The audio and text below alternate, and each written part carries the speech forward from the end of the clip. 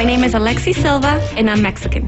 It's really interesting when I walk into a place and I speak Spanish, and so I tell them I'm Mexican, and they don't believe me. They always tell me, wow, really? I didn't know that a Hispanic person can be blonde or have green eyes. But I say, yeah, you know, we can look like you too.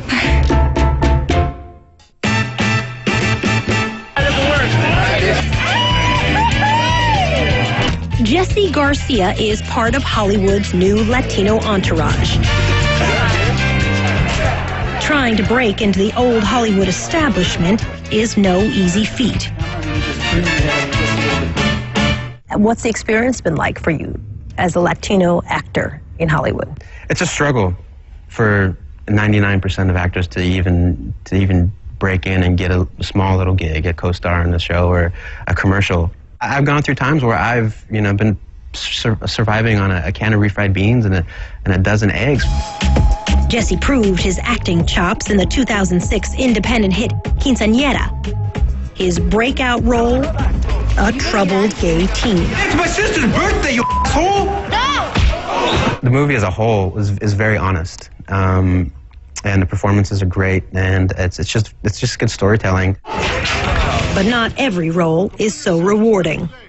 A large part of what the roles that we've been given are the gangsters, are the thugs, are gardeners, maids, blah, blah, blah, blah, blah. In the last 2 years, Jesse's played an illegal immigrant and a gang member.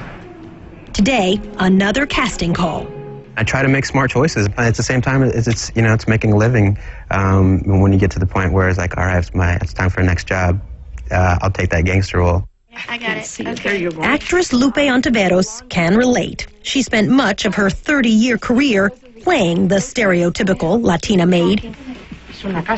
From The Goonies to As Good as It Gets. Even things like this happen for the best. What does it do to your psyche to consistently be asked to put on an accent to play a role? Yeah. It's disturbing, let me tell you, after 30-somewhat years over and over and over and over again. I'm an educated person. I speak 5 languages. En français, à tout le monde qui parle français. I am very capable of a lot more than they think that I am. They are Hollywood studio executives whose casting decisions don't come close to reflecting the changing American demographic. Latinos go to the movies more than any other ethnic group. They make up 15% of the population, but in 2008 were cast only in 6% of the roles. I think that's very... Gabriel Reyes is the head of his own Hollywood Latino marketing company. We're going to be almost a quarter of the population in 20, 30 years. It's really a no-brainer that's a demographic that you really would like to market to. So I think some people are missing the boat. There are signs of change, however. Camera set? Case in point, ABC's Ugly Betty, starring America Ferrera, a huge success for the network. The storyline isn't overly ethnic, and the main character just happens to be Betty Suarez. I think that is the greatest triumph of the show for the Latino culture, is that there is the show that's on network television, it's mainstream, and the fact that she's Latina is the least of the labels that is put among her. What is wrong with giving a nice Latina a job? You know what? I agree, Angie. When can you start?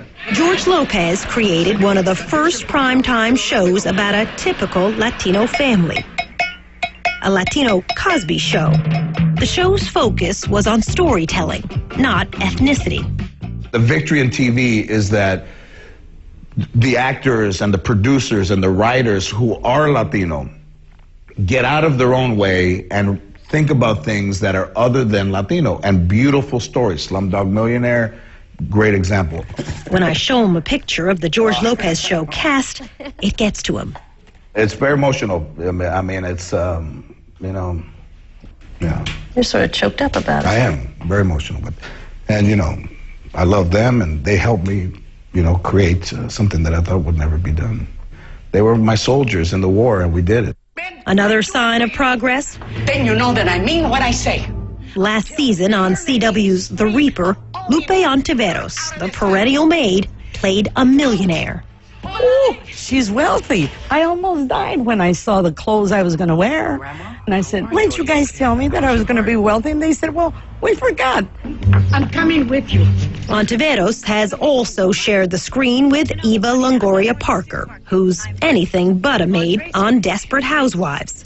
I've never played stereotypical parts. I've never played a maid. I've never played a gardener.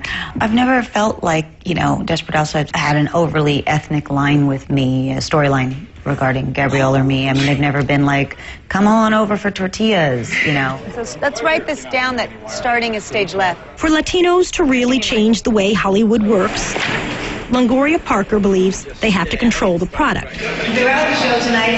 She's the executive producer and host of ABC's Alma Awards.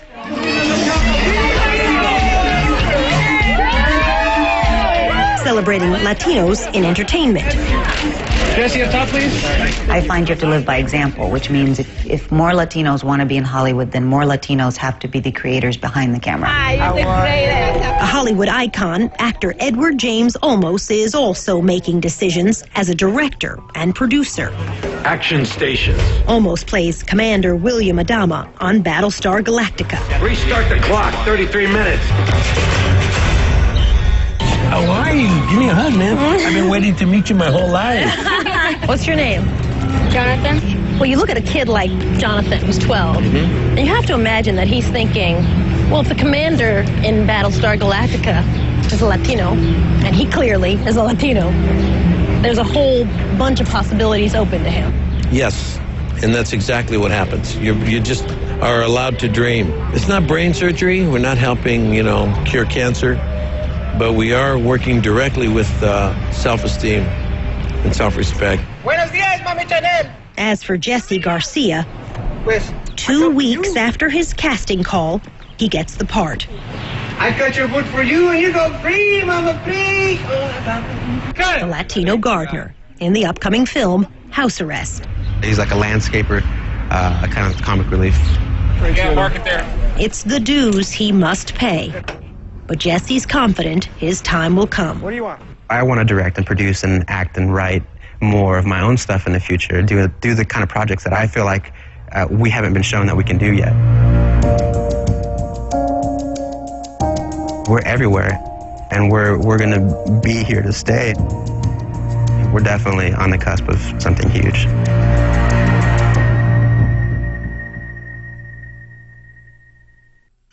November 15th. Go ahead, mark your calendars, because that's the first day you can switch your Medicare Part